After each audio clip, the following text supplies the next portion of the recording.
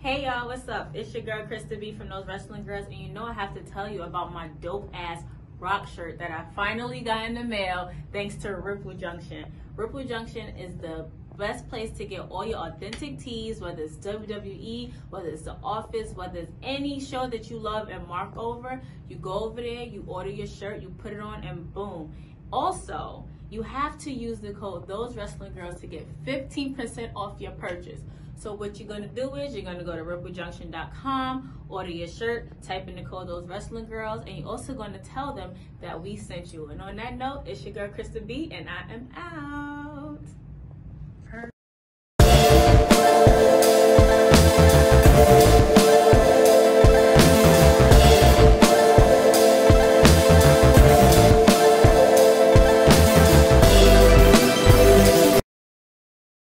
Bye. Krista B Sounds Up, a part of the Those Wrestling Girls Patreon. Today is going to be a real good topic for me. It's something that's really close to my heart, and I couldn't do this episode alone. So, of course, I have my lovely co-host from Those Wrestling Girls, Queen P.R. Hey. And also, you guys are going to be in a treat for this. I also have a person who doesn't even need an introduction, but I'm going to introduce her anyway.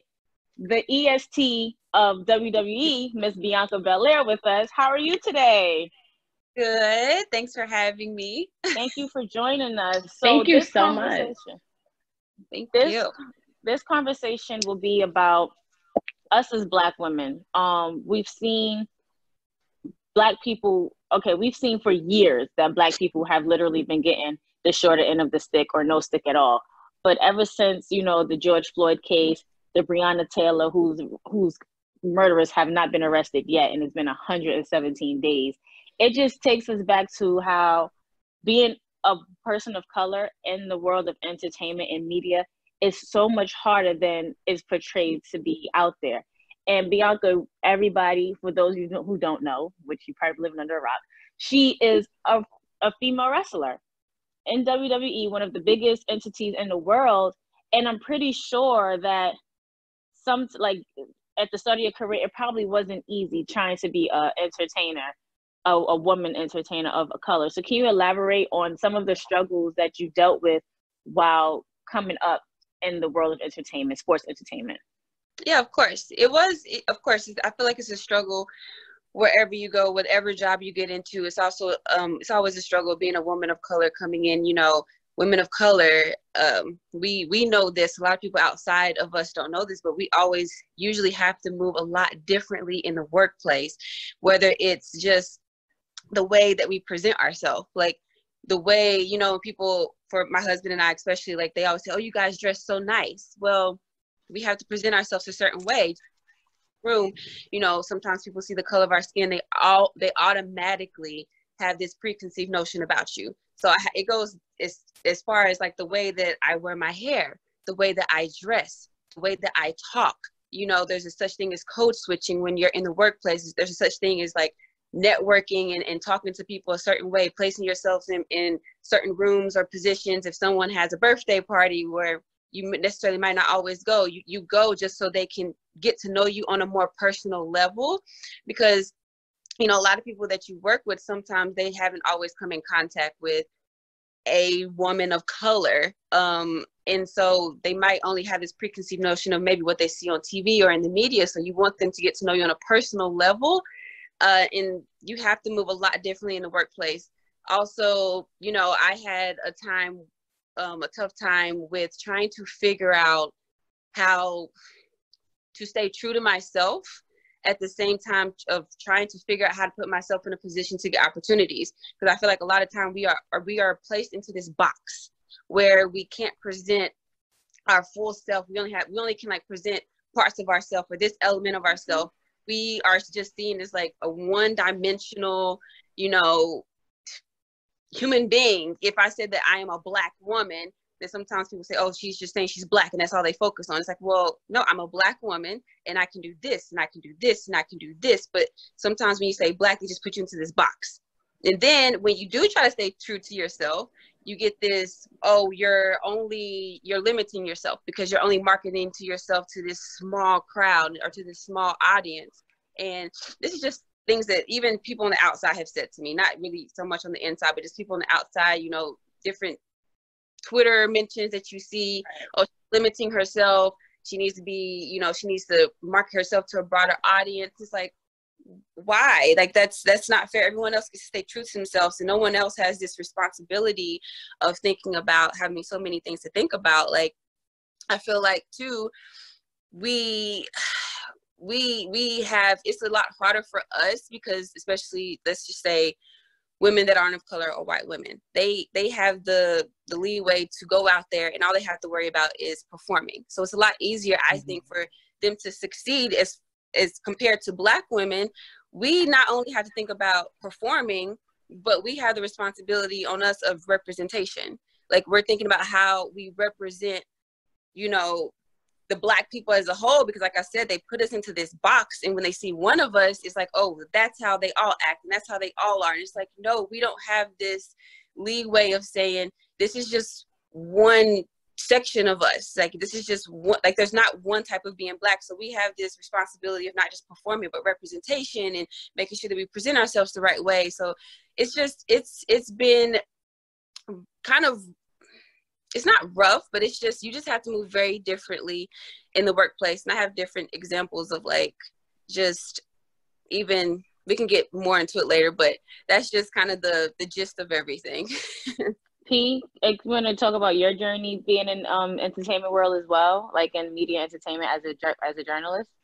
Sure, because so my name is Patricia Rogers. So a lot of people that speak to me on the phone or get an email from me, they don't realize that I'm Black. So a lot of times I have showed up to job interviews. I've showed up to so many different things where they're like, Patricia Rogers?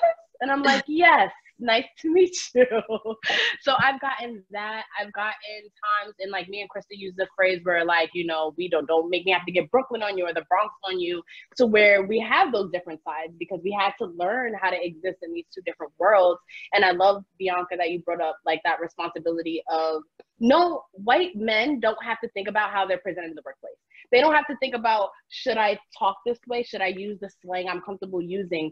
You know, do I, as a fan of Blackish, do I wear my new Jordans to work, or am I gonna look like a stereotype? Like, white people don't ever have to double guess themselves on things, or have to say like, okay, if I don't show up to this work birthday party, like, am I gonna be standoffish? Or if I speak out on something that's wrong, am I a bitch because I'm like, no, they never have to think about these things. So like, I have had to deal with those certain things where even in my own, I've dealt with people of my own community in the workplace where I'm too authentic, or, you know, like, you should, you know, tone that down because like, oh, so you're going to wear your box braids to work? Like, it's so many different like nuances that as Black women in media that we have to go through that like other people don't even have to think about. It's not even on their radar. So I've definitely experienced that. And that's why I like to set a good example for people behind me, where it's just like, you know, I am going to try to be myself because I am here because of my credentials, just like the next person. So if I have a little bit more aggressive in my tone, you know, I feel like that should be okay, you know? Right. It's often a struggle to try to make that okay without trying to be that typical stereotype. Well, she's just that Black girl with the attitude, or, you know, she's just ghetto, like where she comes from is ghetto. Because my name as well, like when they look at my resume, I remember when I got into my class at Columbia and we had to send pictures of ourselves just so our professors can know what we look like. And one of my professors called my name and looked at my picture and looked at me, because it's a picture from 2 years ago and I had a whole different hairstyle. He goes, wow, that doesn't even look like you. And my first reaction was, so who was it supposed to look like? Because clearly that's me. And for him to be another person of color to say that, I was just, okay. But I had to realize the setting I was in. I had to realize that I was at a PWI, one of the best schools in the world. So I had to, you know, I didn't want to, if you will, bring that Brooklyn out of me because of a little insult. So I took it with a grain of salt, but it's just real hard to have people understand where we stand in this world, especially in the time period that we're in now. Like, people forget that the freedom riders, all of that is not that far removed from where we are today. It's only the 60s and the 50s, 60s, 70s. Like, that's not too far removed, but people want to bring it as, oh my God, you're just living in the past, living in the present. History repeats itself. And this fight is a fight that we're probably going to be fighting for a really, really long time. So when you come encounter with peers who look like us, Black people, who don't have the same notion or the same feelings about what's going on like we do, how do you guys react to it? Like, do you educate them? Do you educate yourself more? Like, how do you go about those situations?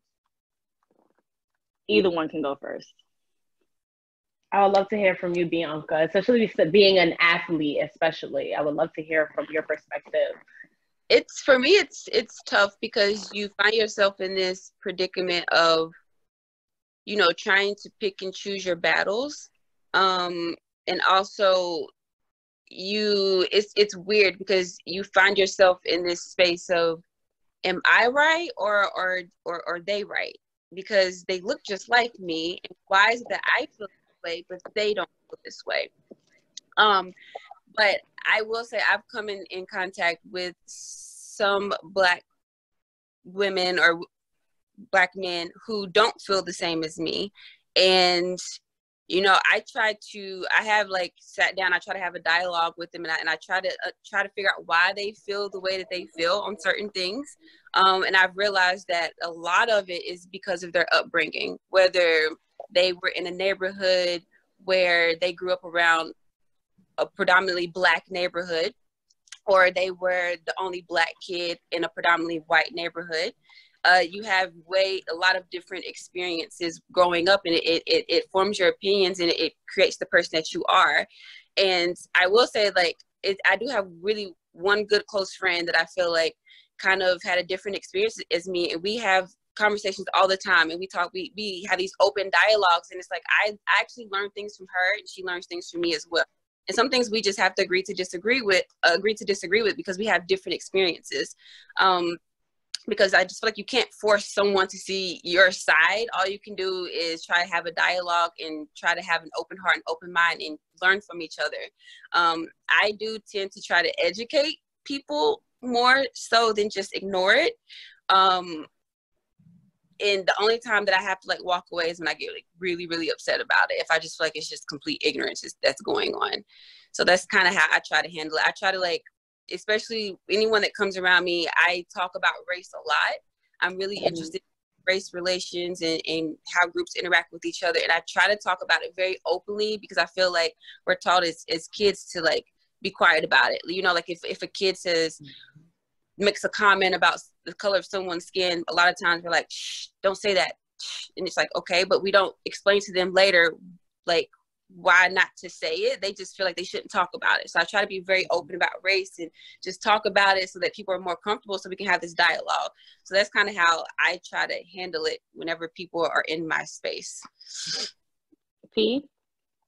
I think I agree with Bianca. Like I try to do that because especially like with social media, you come across so many different points of view, so many different perspectives. So it's like, initially I want to dismiss people, like for example, like seeing Black people tweet "All Lives Matter" a couple months ago like that, and I would get so angry and I would just be like, but like I was like, you know what, they probably are coming from a totally different space.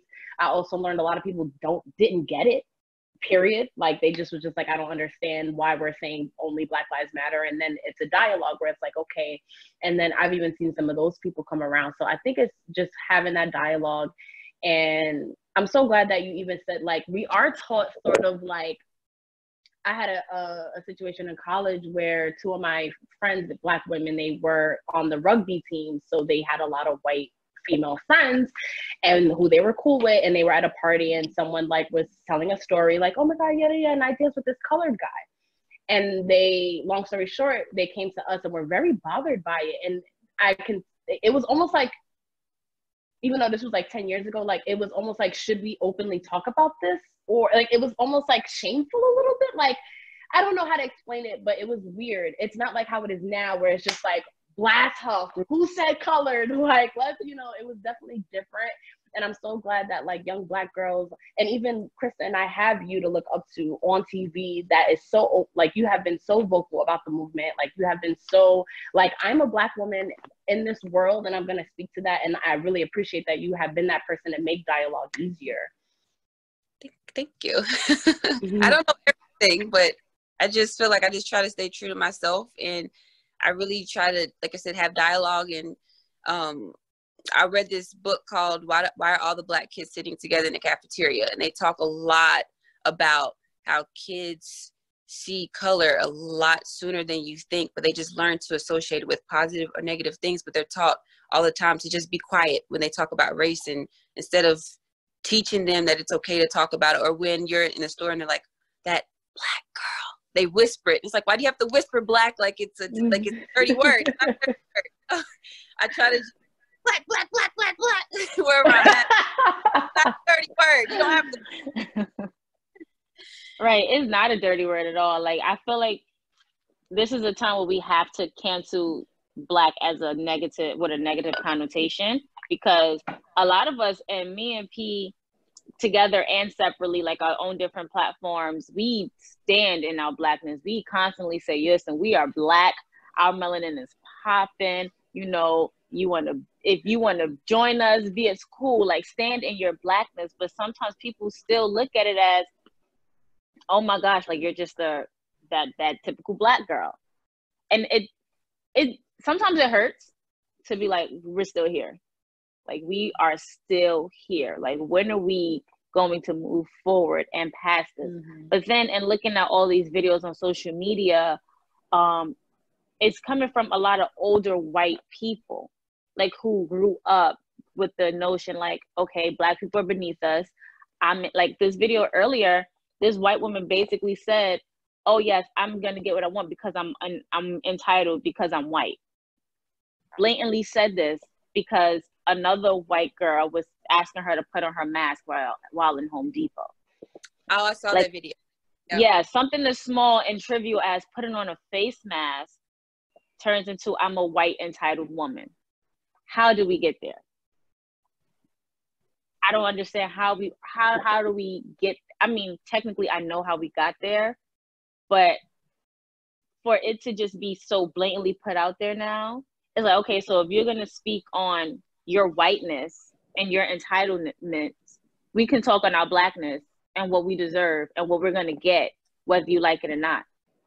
Because I always say, all lives can't matter until Black lives do. And you're clearly always proving my point when you say things or make comments and do gestures like that.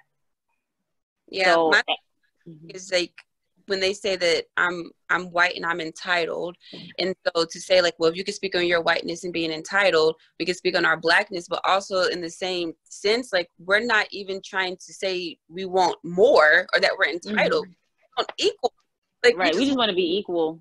And that's all we're speaking on. We're not speaking on we're this color, so we're entitled and we need more. We literally just want equal. That's it. We just want to be given the same benefit of the doubt. We just want to be seen equal. We want to be seen like that we have different elements of ourselves. Like, one thing is, we just want equal. Right. Mm-hmm. And I feel like they would never see us as equal. Like, the videos that I see on social media, you would get tied into everything on social media, like, if you don't disconnect. Mm-hmm. And it was supposed to be a platform to where you can just like release and let go and have fun, and but it turned into something that's something more political, something more hurtful, something that you just want to be like, no, I'm done, I'm washing my hands with it. But you can't, because it's literally everywhere. So how do you deal with the stigma of not trying to become so embroiled in social media, but you somewhat have to be because of the fact of this is our lives playing out? Like, how do you deal with that? It's something I'm still trying to figure out, because I feel like even before, like, I've used social media a lot of times to try to put out positivity about being Black, and like, see us as equal, see us as it's all different shades of Black, it's all different types Black, and we can do this and we can do that. And now, like you said, it's turned into a very political thing. And sometimes I get on there and I see, like, I'm glad that the awareness is raised, because the awareness needed to be raised. And I think that we are there. Everybody knows about it. No one can say that they don't know anymore. And so sometimes it gets hard when I'm getting on social media and I'm seeing another black boy or hearing about another Black woman being killed, and I'm seeing it. And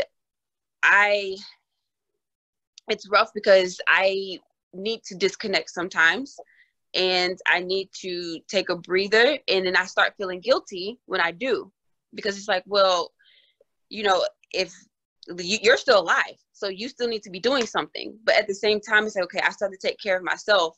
And it's rough because I just lost my train of thought even just thinking about it. Woo. It's rough trying to find a balance. Also, at the same time, you know, I see people saying, you know, our timelines are going back to being normal, which they are. But also, you know, having to be okay with the fact that, you know, a lot of activism that's happening isn't always on social media, and you have to kind of to see through that. You also have to realize that some people use social media for work, and they have to go back to work. You can't make people feel guilty for that. And, you know, I feel like it's a lot of activism police out there too, saying like, well, you're not doing this, and that's not enough, and that's not enough. And it's like, hey, we need all levels of activism, whether it's posting for awareness, whether it's out there in protest, whether you're behind the scenes. Like, we need all levels. And you kind of just, for me, I kind of just have to focus on myself and say, you know, let me focus on what I'm doing and not so much worry about what everybody else is posting, what everybody else is doing. But it does get hard sometimes when you need a breather and you get on social media and you're seeing so much that's going on. And, you know, especially for us that we've known about this. Like, some people, they heard about George Floyd and they're just like, this happened? It's like, wait, this has been happening. You know, I'm just as outraged and upset and heartbroken as you, but this has been happening.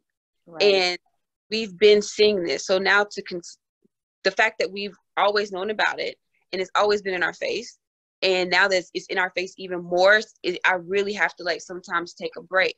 And for me, especially like with Twitter, you know, I don't have like 1 million followers or anything, but I have a couple 100,000 followers.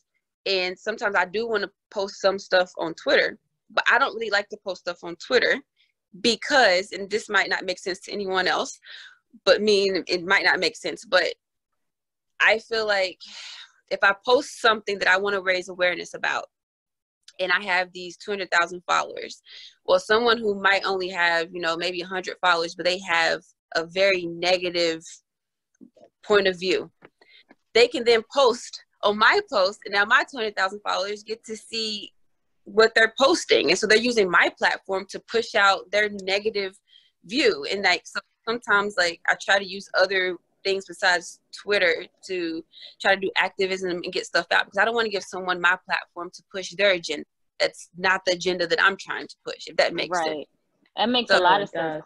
That makes a lot of sense, because separately, you know, I have my own site called Unapologetically Eclectic, which also ties into me standing in my truth, because I love everything.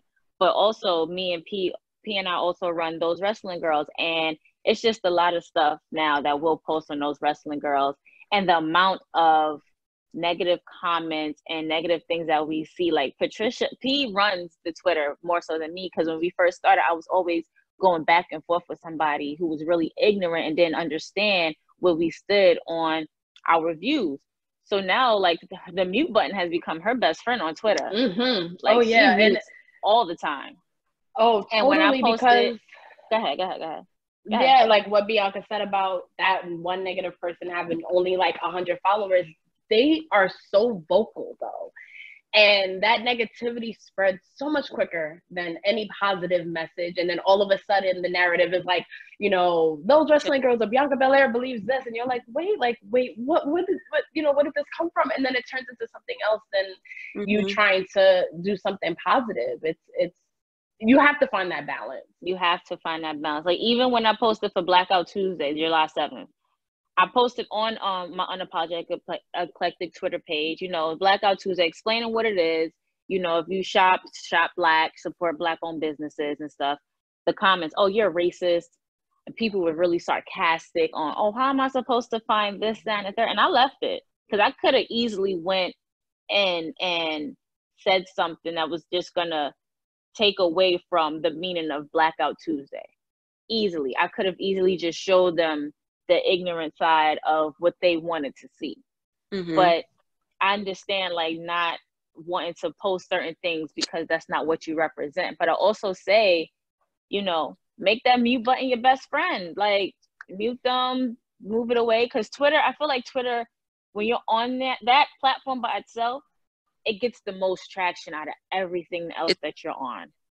Yeah, it really does. So if you want to post, just make that mute button your best friend. I learned from P. That mute button be my best friend too. I try not to even, I don't even read my comments a lot because it's just like, I don't like giving energy to stuff that I my energy to. So I'm like, I don't even want to read. And it just sucks because you can have 100 positive comments and it's that one negative comment, even if you're just like, ugh, and then you kind of forget about it. It's still that 1 second of just my energy. It's like, oh, I just don't give that energy to you. But yeah, you're right. You have to, it's hard. It's like hard trying, like you said, just trying to find that balance in me being frustrated, but still like having to just stick to myself. And if I want to post something, I just need to post it. So yeah, that's what I do. Cause it's like, you can't, I feel like sometimes if you want something to go out there, but you're afraid of it's like you're hiding from yourself. Like you're not being truthful to yourself, and you can't pursue that you can't put that onto somebody else if you're not being truthful to yourself. So I'll post it, and whatever comes my way, because those 100 positive comments will always overtake that one negative. Because you'll have somebody who posted a positive comment come to the person who posted that negative comment, and then that negative comment is gone. Very true. It's gone. We've seen it happen. Like, it is gone. Also, you said energy. Energy was my word for 2020. It kind of still is my word, despite, you know, what's been going on. Why do you find it important to protect your energy? And how do you protect it and living in what we're living in today? Well, for one, I feel like I definitely have to protect my energy, the little bit that I get to myself, because being an entertainer, you give so much to the public. You know, we wrestle, so we do go out there. We might only have like a 10-minute match, but even outside of that, like my social media is under my wrestling name. It's not even under my actual real name. So it's just like when I'm home, I am Bianca Belair Crawford, and that this is my energy when I'm home, and when I'm on social media or when I am in the ring, I'm Bianca Belair. And I have to, you know, I just feel like when I'm home and I'm with my husband, and I have to protect my energy, like I have to have peace. That's the whole thing. You have to have peace. But even it's a weird balance for me, especially being a wrestler, because like I said, my social media is Bianca Belair, but I also still put a lot of personal stuff on there that is Bianca Belair Crawford, like whether it's my family, whether it's, I'm still giving pieces of my personal life through that outlet. And so I'm still trying to stay true to myself through those outlets, and still trying to be as true to myself, even though I am playing Bianca Belair. So I just feel like, being that we already give so much energy to the public eye when it comes to my personal life and things that I personally believe in, if I'm tweeting something or putting something out there that is true to me and like what I truly believe in, I'm very protective over that, because then it starts affecting me in my personal life. And so it's just, I just like, you can't truly like have joy in life if you just don't have peace, and you just have to protect your energy. Amen. Say that again, please, so everybody can hear you. That is like a key. P, go ahead. Oh no, I was just agreeing with Bianca. Just it's so important to do that, especially because like you and your husband are entertainers. You guys are in the public eye, and I love that you can go home and be like, I'm this person. I'm not playing this person, and I have my peace. It's so important. Right. I think for me, like I said, energy, for some reason, energy has just been like that word for me from 2019. And then I started going back to church and, you know, all of that. And then 2020 comes, and, you know, I turned 30 and things hit. You know, April was not a good month for me. I lost my aunt to COVID. And it's just like, I'm just so all over the place. But my friend was just like, burn some sage. And I was like, okay. So I burnt, like literally, I would sit here and burn sage every day if I have to. I would pray to whoever, I would pray to God. I would listen to music. I would disconnect if I have to disconnect. There's days where Patricia would be like, hey, I didn't hear from you today. You okay? I'm like, I'm good. I'm just protecting my peace and my energy. Like social media is too much. I'm, you know, everything is a lot at this moment. So, and now it's becoming kind of difficult working in entertainment and media, with having to be on social media, like you said earlier, Bianca, like that's your work. Like you have to go and you have to see these things that you don't want to see or that you don't want to face, because we as a Black community, we're tired. We are tired. Like we've seen it from our parents telling us stories, our grandparents telling us stories, our aunts, our uncles, them telling us through our history books, like this is what it was, this is what it is, us seeing it in films. And now it's just like, when do we stop talking about it? And when do we see the change for it? Because we're absolutely tired. And that's energy draining in itself. That is energy draining in itself. So I'm still trying to protect it. Still trying to protect it as best as I can. Girl. You are, girl. You have am. been, I hear it in your voice. Like you sound like, you know, like when you have a friend and like you can just see them going through like such a positive transformation, you can see it, you can hear it. Like even in quarantine, Krista, like I can see like your energy. You are definitely protecting your energy, and it's infectious for real. Thank you, because we know me before. This would have been a whole different conversation. Just saying. But Bianca, you also recently, in the midst of all of this, launched a website, and you've been creating these reading challenges. So can you please let us know more about your website and these this summer reading challenge? Because me and P's been trying to get on these reading challenges for the longest. Yeah. So when George Floyd happened and a lot of awareness started being raised on social media, we were like, okay, people are finally listening, and we have to take advantage of this. Like this is our time to start pushing out there and trying to get change done. But I was in this space of, okay, what can I say that has not already been said?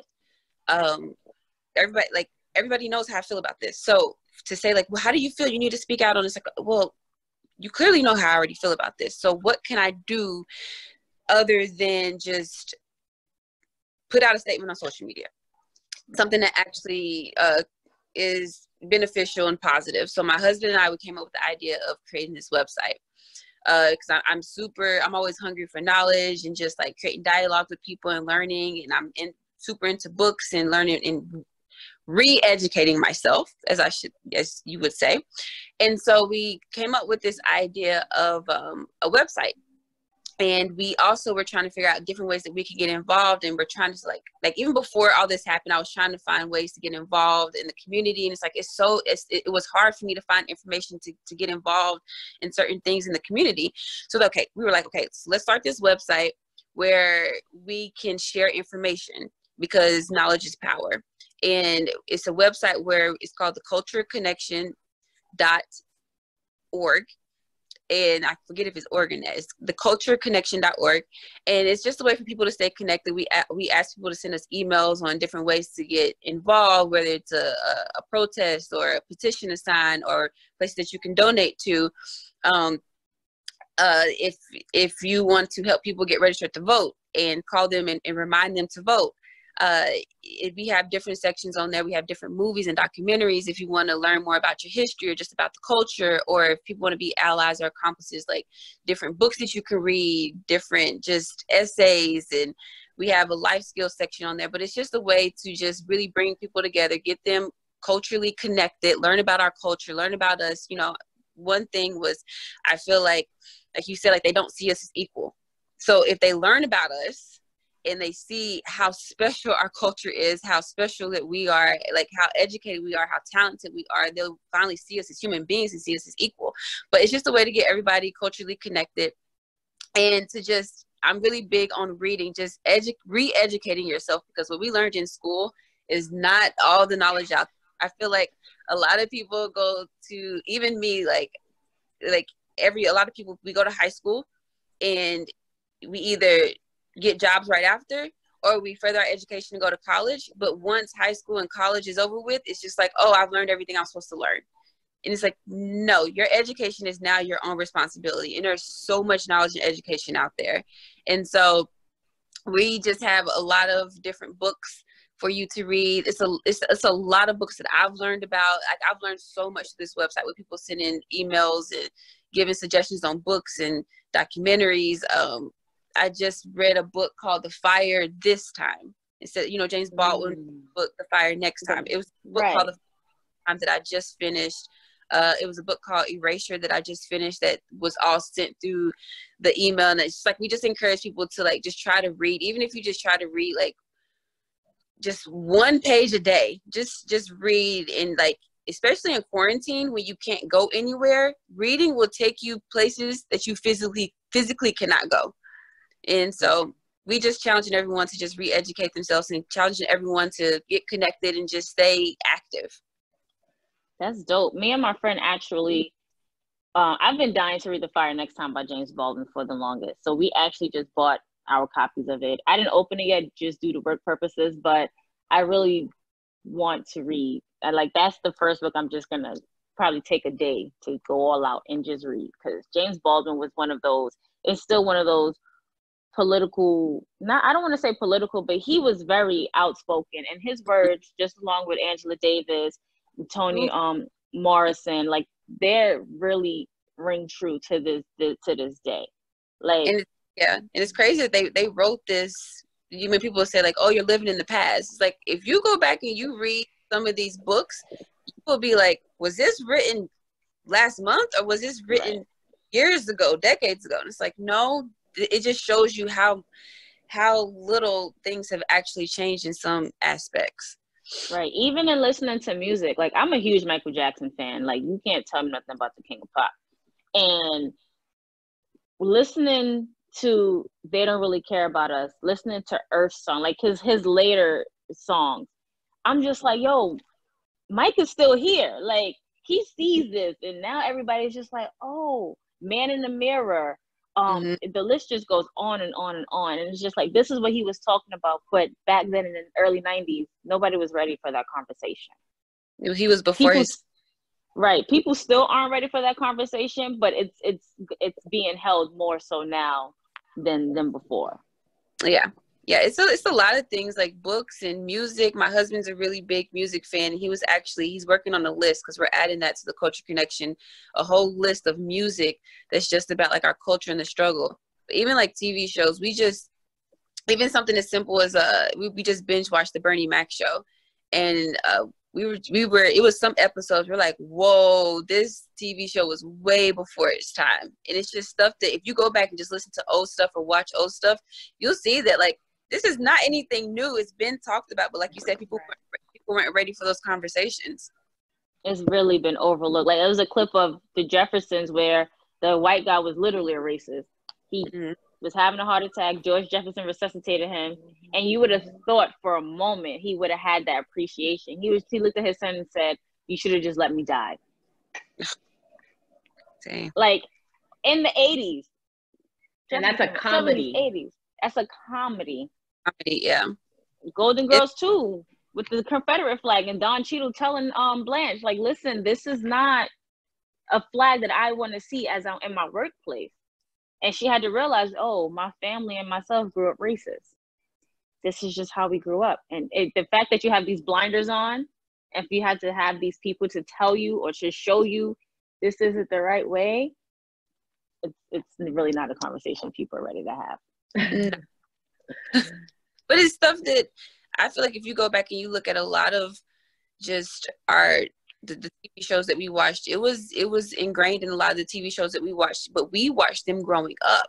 And that's like, been happening. We've been knowing about it. So it was, even when George Floyd, when it happened and all this awareness started being raised, I felt myself being like, okay, this is good. But then I was having so many conflicted emotions of like, okay, this is great that everybody's catching on and everybody's on board now. But at the same time, I was having these other emotions of like, well, what took so long? And you say you didn't know. How could you not know? Or is this genuine? Because how come you're just now caring? But then I had to like work through my emotions, and it was just, it's just like we've been seeing this stuff, even watching it in TV shows growing up as kids. So. Yeah. And now it hits a trigger more so now, because sometimes as kids, like, I don't know about you guys, but for me, like watching certain TV shows as kids or whatever, we really didn't discuss a lot. Like, we discussed like what needed to be discussed at that very moment, because like you said, it was always something that you hushed, you kept under the rug, you go about your business, you go about your day. But now looking back at it and watching it, I'm just like, wow, like I remember watching this. Like, even when it came down to wrestling in the Attitude Era, and they came out in blackface and was making fun, like DX was making fun of the nation, it was in blackface and everything. And I'm just like, how did we allow this to happen? Like, we just looked at it as pure entertainment. Looking back at it now, I was just like, damn it, come on. Like, us as a culture, like but at that time it was entertainment. It was just something like, right, they're really not gonna pay attention to it because everything was just so damn good. And even in movies, like Bringing Down a House, if that was to come out today, everybody in that movie would have been canceled. It just touched so many racial lines. I'm just like, how did we sit through this and watch this at 11, 12 years old thinking this was funny? It's just so insensitive to the culture. Like, I see why Queen Latifah's character got upset.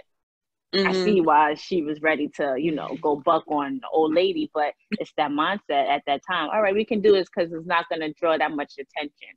It's not going to garner these conversations. Now you can't. No. At all.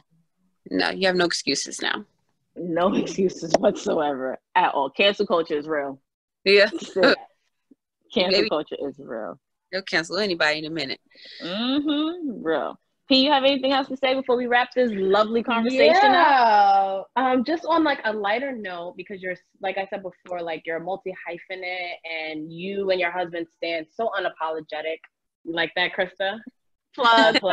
Yes. And you guys stand so true in yourselves, and you guys never falter on that. Even being WWE superstars, you guys stand in your truth. You guys are educating, and you guys are doing the work. You guys are educating us. You're, putting us on the resources and all that sort of stuff. But I think people don't talk enough about your other skills, like your sewing and making your own gear, and even like Montez's outfits. Like, was that like a second dream of yours to be a designer? Like, please talk more about that real quick. I'm like super creative since I was a kid. I feel like I'm the female version of my dad. Like, my dad builds decks. I mean, he's never even took a class or lesson. he customizes motorcycles. Like, he bought me a motorcycle and repainted it and customized the whole thing. So my mom can like draw. So I just came from two parents who were super creative, and they always encouraged it. Even growing up as a kid, I used to paint my walls, and they let me. I used to draw on my walls. Like, it's still there. They still have our old house, and it's just like a mural of just different things that I just used to paint. I used to sew clothes in high school. It's just something that I've always been like super passionate about. And my parents really always promoted like me being an individual and showing my individualism and just being creative and being my own person. And it started in high school. I used to design my track team's uniforms. I used to design our t-shirts. I used to sew and make our own clothes. Like, I used to take my brother's, before jersey dresses were a thing, I took my brother's jersey and cut it up and made it into a dress. And I took like the rest of the material and put it around a belt. So I was making like jersey belts for people in high school. But it just carried over, and it's just something I'm like super passionate about, but I've never even taken a sewing class. So now I go to YouTube and learn, or I just do trial and error. And I made my own outfits when I did CrossFit, which is what actually got me discovered by Mark Henry. Because I like, everybody else was in sports bras and t-shirts, and I would come out there in a tutu or a polka dot skirt with big old bow. And that's kind of what got me discovered and got me a tryout with WWE. And it just kind of carried over where I just enjoy doing it. And I have like this vision in my head of what I want my gear to look like. And I can't really tell anybody else. And they never do it right. So I'm like, forget it. I'll do it myself. So I sew my own gear. And it's something about like, you just feel accomplished when you go out there. And I just like the feeling of when I'm out there performing, it's like, okay, I did my gear, I did my makeup, I did my hair, can't nobody say they made me but me. So self-made. Nobody how to be me but me. And so that's why, you know, I stay true to myself. I try to, and like, well, you can't tell me how to be me better than I can tell me how to be me. So right, you know, you didn't help me create me, so you can't tell me how to sustain me. So this is how I'm going to be, and this is how, like, that's just what it is. That needs to go on the shirt. That quote right there needs to go on the shirt. Lay that up, and that's like a look. Right, I'm but and I like whenever my husband lets me, I like making his gear too. He's always like, you're so busy with your stuff, I don't want to overwhelm you, and but I like to do it. So yeah, I like to sew, I like to bake cakes. I to work out. I like to just, now my husband bought a drill and I kind of stole it. So like now I'm learning how to build stuff. Nice. You about to have a whole workout session, gym, bakery, sewing station. I just don't like self-made. Yeah, I don't like sitting still. Well, Bianca, Patricia, PR, thank you for joining me on Krista B Sounds Off. I feel like this conversation was definitely needed. I feel like a lot of it will get across to a lot of people. Bianca, please let everybody know where they can find you at, and don't forget to plug in that website of yours again.